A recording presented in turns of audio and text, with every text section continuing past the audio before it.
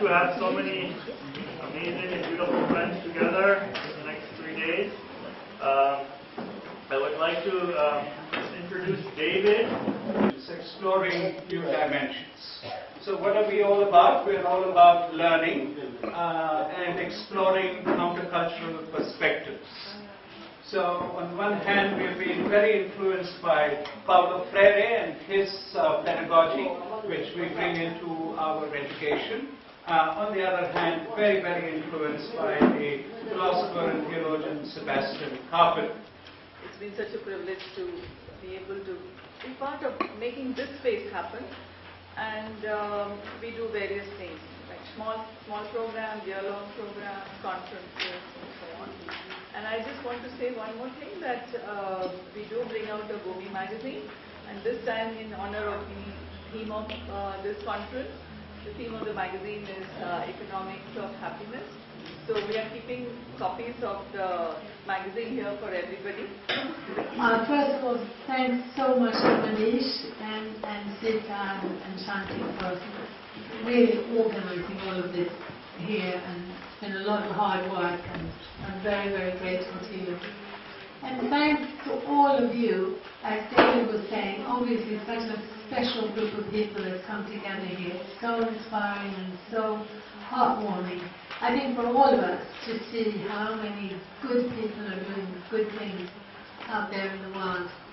And I so believe that these meetings, even though they involve transport, and sadly we're using English, the dominant language that shouldn't be as dominating as it is, but despite all that, I think it's wonderful for all of us to come together like this. They're giving me quite a lot of space in this conference, quite a lot of time and space, and I've taken it a little hesitantly, but at the same time, because my message is about the need to decentralize power, to localize and decentralize, I'm happy in a way to be able to talk at length about that. So both today and tomorrow I feel I'm occupying more space than anybody else. But please keep in mind that we really are talking about this urgent need for a real decentralization of power. Localizing, as most of you know, is so much what Gandhiji was talking about. So we're not talking about anything new. What is new, however, is globalization. Globalization in its current form is a monstrous system that many people have still not really understood or looked at enough, I would say. And so in sort of counterbalance to globalization, localization as a systemic alternative direction, literally the opposite direction of globalization, seems to be very appropriate in this modern age. And it can often feel overwhelming for people to hear about globalization. And so both overwhelming and people think, oh no, not another issue to deal with. We've got enough with global warming, global terrorism, global financial crisis. Let's not now have to hear about globalization as a sort of separate issue. From our analysis, globalization is the central systemic issue. It is a trajectory whereby governments are handing over power to speculative investment and giant corporations that stalk the globe for cheap labor, cheap resources, and that are demanding of governments that they give them the global infrastructure they need, the cheap labor they need, the cheap currency. They're asking for quantitative easing, which means lower the value of your currency. And these giants, interlinked with this flood of money, are pressuring governments in such a way that they are saying, if you don't do as we say, we're going to go elsewhere. You're going to be left out of this global rat race, really. And governments everywhere are folding, are basically going with a begging bowl to global capital and global corporations. I don't know the single government that isn't bowing to the weight of that centralized system. to hear about that can feel overwhelming. But I believe that it's incredibly empowering for all of us to know that in all our struggles and all the issues we're facing, whether it's genetic engineering, whether it's nuclear power, and you'll be hearing from our Japanese colleagues about the horrific situation now of the Japanese government announcing we're going to open 10 nuclear power plants.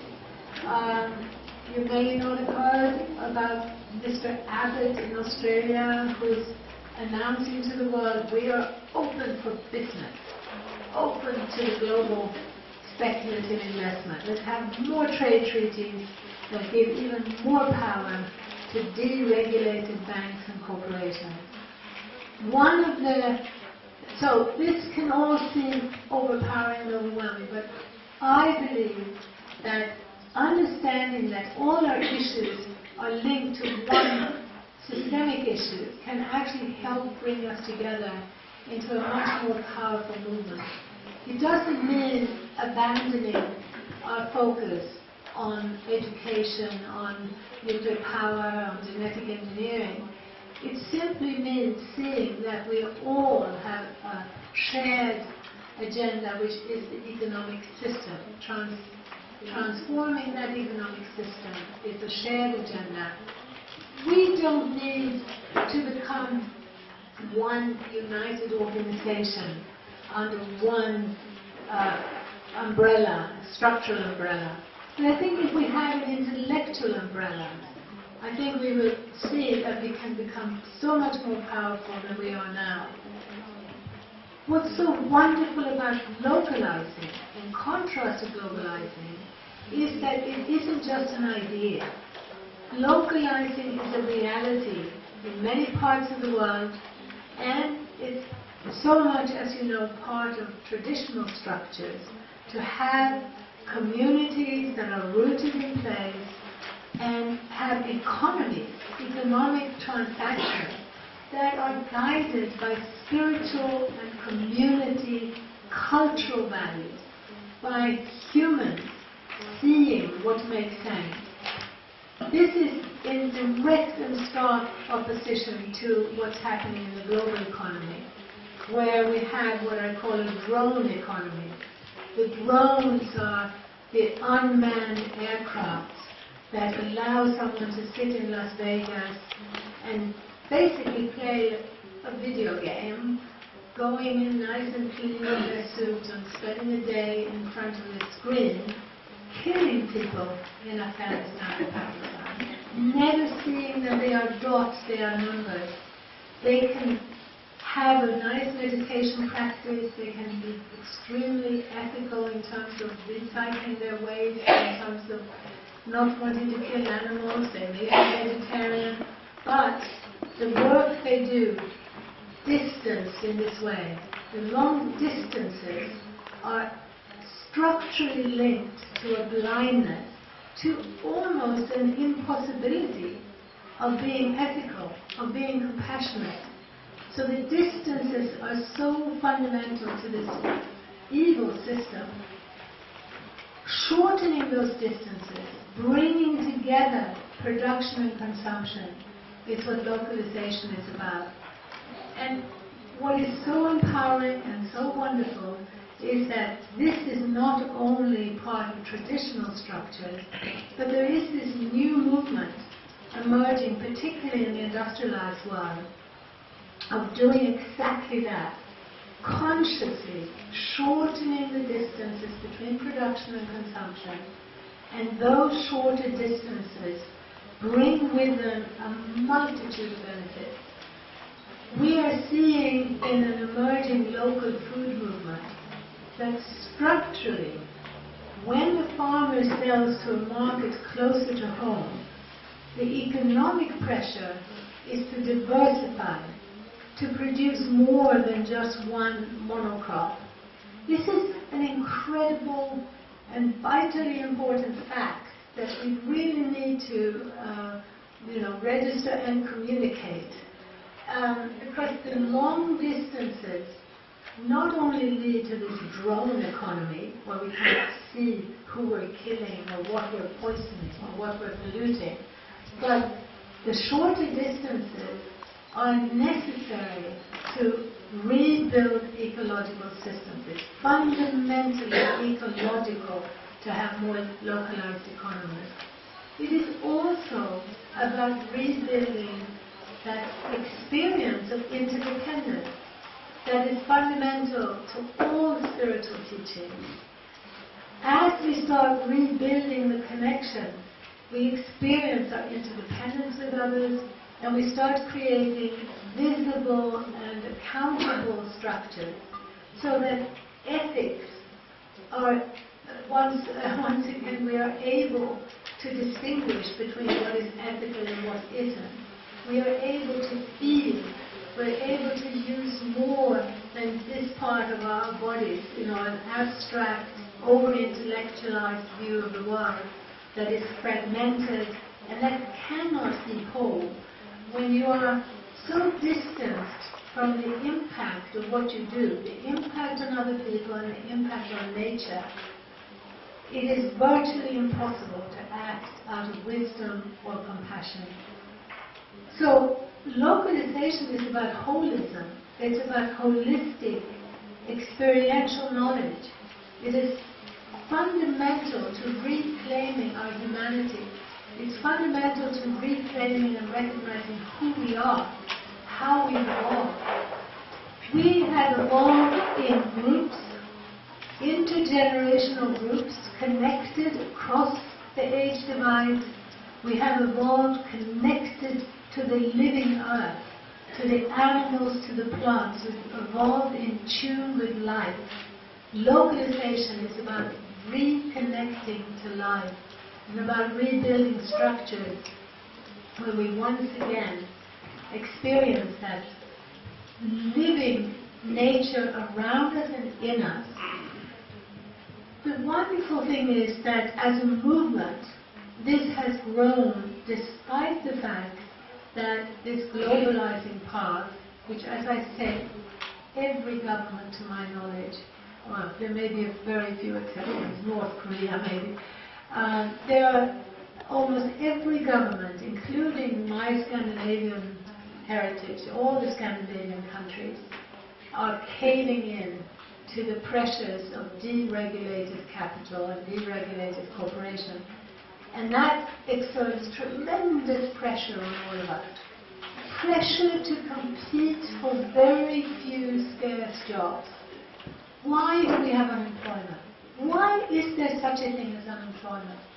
It's entirely a function of a political choice that we as a society should be involved in making. We will only be involved in making those choices if we become more economically literate. We will understand that unemployment is completely unacceptable on a crowded planet. There is endless important work to be done in caring for the living earth, in caring for our children, caring for the elderly. Endless work. Why are we herding people into urban ghettos and telling them that they can do nothing and there's no road for them? This is a violation, a true violation that should be punishable. How can we go along with a price structure that makes almost everything natural too expensive for people? We are going along with a system that artificially makes plastic and fossil fuel-based production more inexpensive. This is a political choice. We are not counting. It's not just that we're not counting the so-called externality. We are not counting the way we subsidize this system with our taxes. So when... What do I have about 5 more minutes? 5 minutes? When we find that around the world, food from 10,000 miles away costs less than food from 1 mile away. Now, first of all, how many of you know that that's true? How many of you know that all around the world, food from thousands of miles away generally costs less than food from 1 or 10 miles away? Do you know that? afraid that most members of the environmental movement don't know that and don't talk about it. I think it's maybe one of the single most important points to raise as we try to raise awareness about the need for an economic shift. So this is a fact, and I've studied it, with butter, having first seen in Ladakh suddenly almond butter from the other side of the Himalayas was selling for half the price of local butter. How was that possible?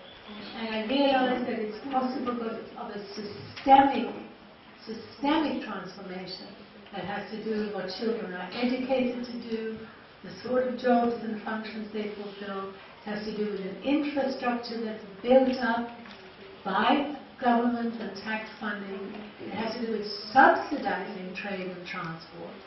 So it has to do, very importantly, with psychological blackmail, with a terrible tyranny, an evil system telling young people that if you want to be somebody, meaning if you want to be loved and appreciated, you need to be consuming this new cool brand, these outside products. You need to be wearing the right clothes, you need to be looking the right role.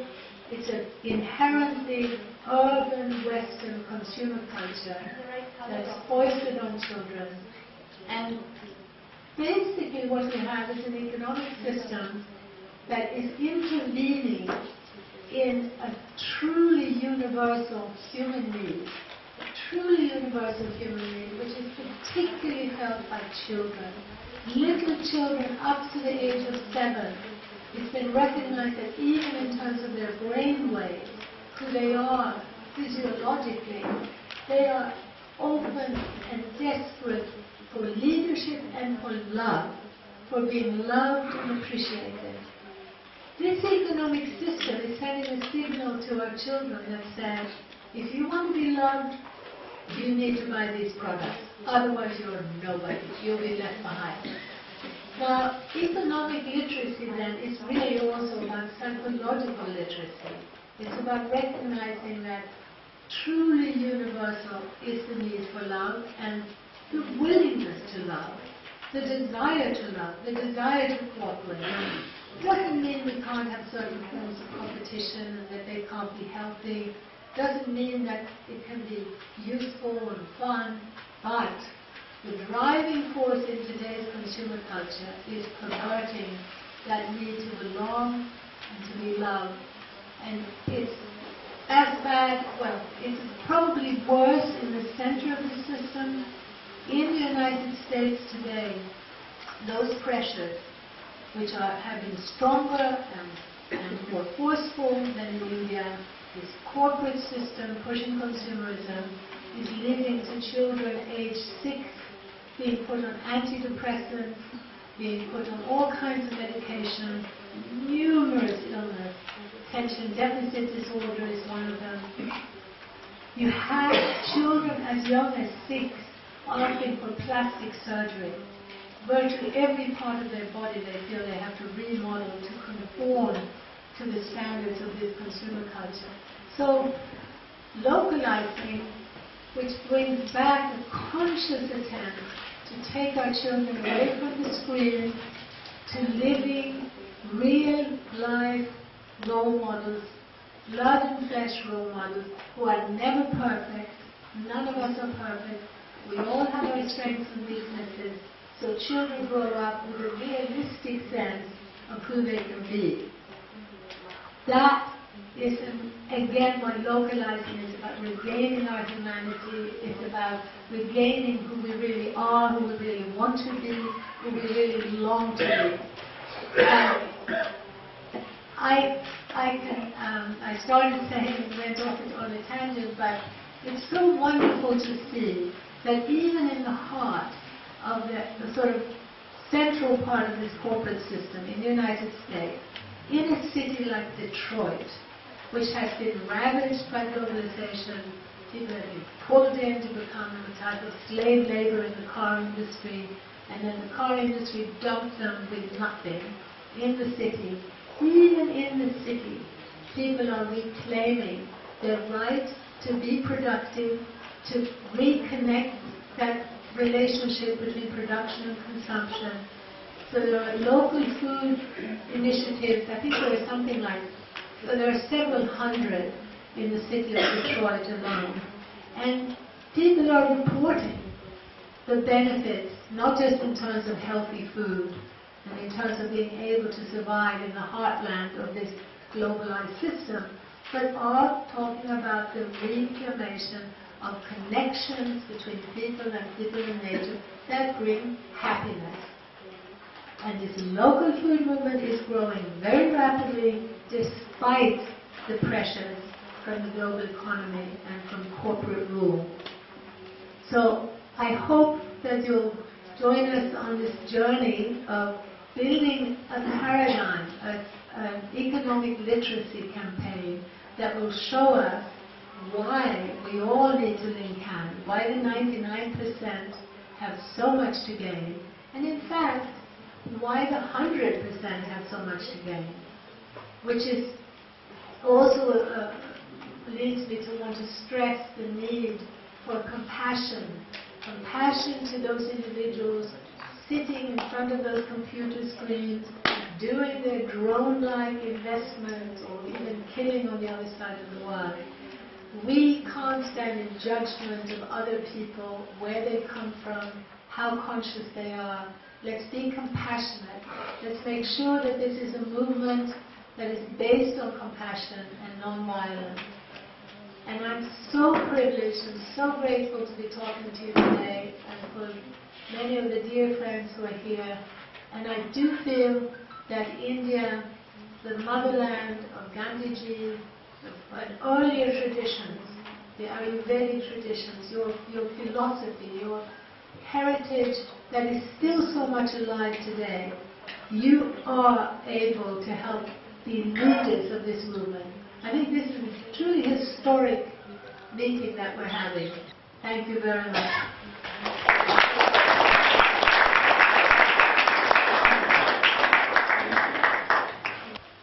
Please, in the next 3 days, let us just be free beings. Let us think not just only of ourselves, but about our families, our communities, what's happening to them. Let us examine how happy beings have been made into unhappy beings, and who is responsible, and how we can kill the bastards. Let's examine how we can contribute and how we can be part of really putting a halt to what's going on in most parts of the world. I'm not talking about the whole world. I come from Goa. I'm talking about what's happening in Goa. And if somebody's come from Ahmedabad, what's happening in Ahmedabad? What's happening, how we are all being flattened, homogenized, put in prison camps, and made part of a huge slave camp being set up all over the world by corporations, by US military, and by all sorts of things. When I look at it, sometimes I was reading a book just now on American drones. You mentioned drones. It's a nice book written by the Tom Shepard group in the United States. I've got it with me. Those of you who want can Xerox it free of cost. It's very small. I was reading it in a train to here. It's quite terrifying how he describes the penetration of the US military all over the world. And he said today India has become the largest collaborator with the US for training programs, for their military, their security staff. So previously we used to be encountering Indian security forces, which were as good as our neighborhood security forces, which did no work at all. Now they want us to produce clones of American security forces. Not that they have succeeded either. The whole gist of the book is that at the end, America, with all its investments in the military over the last 50-60 years, has failed in every country of the world, including Vietnam, including Iraq, and they only succeeded in the smallest country of the world, which is Grenada. So you can understand what is the self-defeating nature of these things. That is our only hope. If we think sometimes that, oh, these large corporations, these large economies, these large banks, these militaries are going to eliminate and kill us, and if that is the conclusion that we have in advance, then we have to close down this conference and go home, or just pay for 3 days, eat some nice dosa, varas, and we can retire. But we have come here because we don't believe in that. Half this population here has already walked out of the system of destruction. To take Abhinav here, was Microsoft slave for 1 year because he went and did their placement, so he had to, he's out. And there are so many others who can see who are out. Sachin is there. All these guys, they're out. People have walked out. They don't want to be in this. They don't want to be part of this mass slaughter enterprise. And if we can use these institutions and these meetings, so Jinnah has just come and the bearded guru of education and learning. If we can get this thing spread more and more, my only hopeful thing is that it is getting spread more and more. When we used to have these Learner Society conferences, we had first 50 people. Then in Maharashtra we had 350 people. Then at Mahindra College we had more than 600 families. And at Siamantak, that the other day we had a meeting over 100 families. There are people, this is a growing, larger and larger movement. We have to just hold hands as we did in the beginning of this meeting. Hold hands, just support each other. Not get into any fracas with each other. There is no concept that is so bad that it can create bad blood between us. We keep all these things aside, hug each other, we are human beings first, and move forward. So just keep that positive energy going. Don't let anything affect it anyway. And I hope that over the next 3 days, this positive energy becomes a bomb and creates that type of an effect in all the places where we are working. I'm not talking about the world and the planet. They will look after themselves. I'm talking about where we are, in our own villages. I live in a village, I live in a small city, and I live in a small state. And that's my battlefield. Your battlefield is going to be different. But more or less when we all get together, we will find out that we are being flattened by one particular ideological manifestation. And if you don't get out of it, then you are going to be trapped. And no amount of nirvana or moksha is only going to get you out of that mess. So thank you very much. Welcome. And let's have a good time. As Claude was saying, we need to be looking at what's happening around us, working locally. But it's so important to be informed about what's happening elsewhere, because it can so strengthen us and so empower us to see that we're part of a really large and growing movement. One of the most exciting things you'll hear about is from Carlo, who's a member of parliament from Italy. He was talking yesterday about how in 2006 there were 2 of them who decided they wanted to end the corruption in government and create a movement. In 2006 there were 2, and today there are 9 million. So there's a lot to learn from how they managed to create such a strong movement. There's also someone here from Via Campesina. And Via Campesina, as you probably know, is one of the biggest social movements in the world. A network of 200 million small farmers. It's there, it's powerful, and yet we don't hear about it. We don't hear about it in the media. Many people who are on the internet don't know about it. So becoming more informed and supporting each other in terms of exchanging ideas and visions is crucial.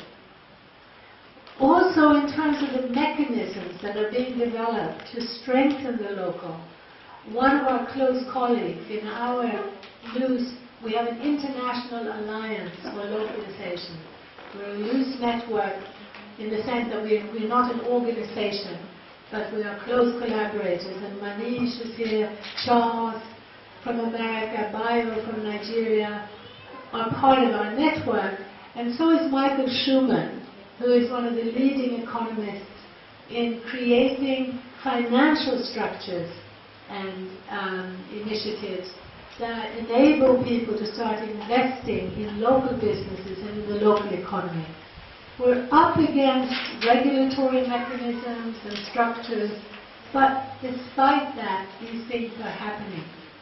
In Sweden, we have a yacht bank. I don't know how many of you have heard of it. And that bank is now, partly I think through our work, starting to look at how to support as a bank, how to support local currency. In Bristol, in the UK, the local government has been part of issuing the local currency. And they're using that local currency for, I can't remember what percentage they're allowing in terms of paying taxes and so on. The local currencies until now have been a bit marginal, but with the help of local government, with the help of a bank, you know, a bank that's all over Sweden, things are beginning to shift. So we also have another crucial strategy is alliances of small businesses, small independent businesses. And so our colleague Judy Wicks, who is also part of our network, started something called BALLE in America. It stands for Business Alliance for Local Living Economies. Now, most of the things I've mentioned you will also see in our film, The Economics of Happiness. And I hope that many of you will find that a useful tool.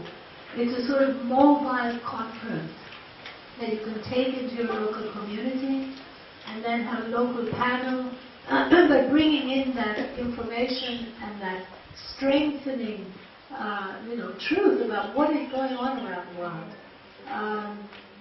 can greatly empower people and spark new initiatives.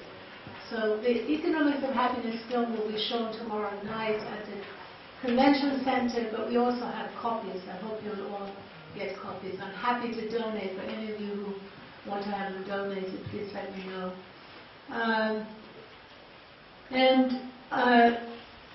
In terms of the localization initiatives,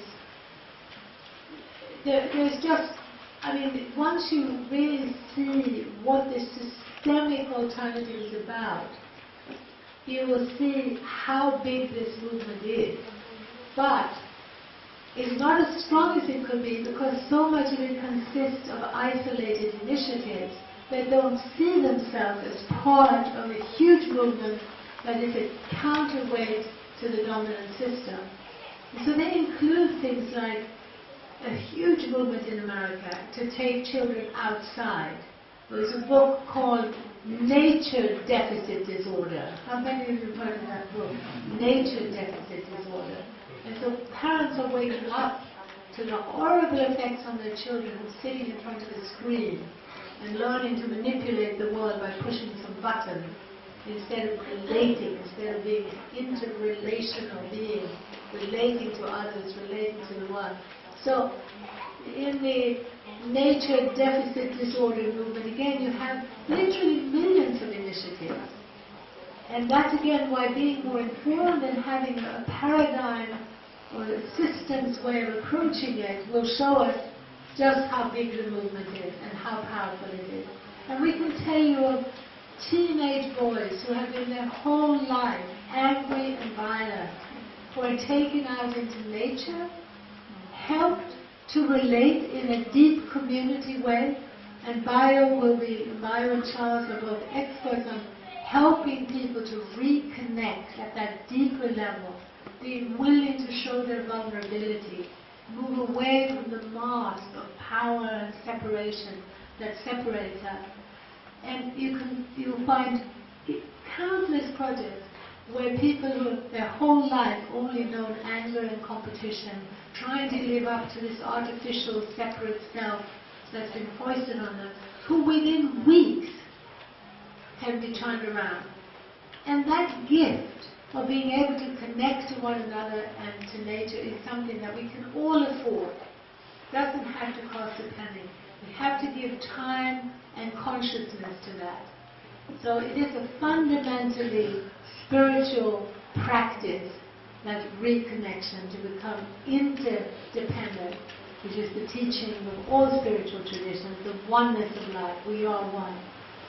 So that these are, a few of the examples and a few of the reasons why it's so important for us to see ourselves as part of this bigger movement. We have passed around declaration that the tone of it is not right. We want to emphasize the positive of localizing more and so on, but we love your feedback and your comments. So I hope over these next few days you will look at that document.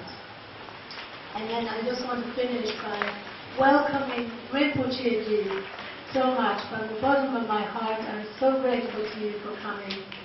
As you know, we actually changed the dates so that you could be here, because you're such a busy man, more busy than you were as Prime Minister of the Dalai Lama's government. You are so in demand around the world, and we're so grateful to you for joining us. Thank you so much for coming. And once again, thanks to all of you for being here and for helping to co-create this new historic movement. Thank you.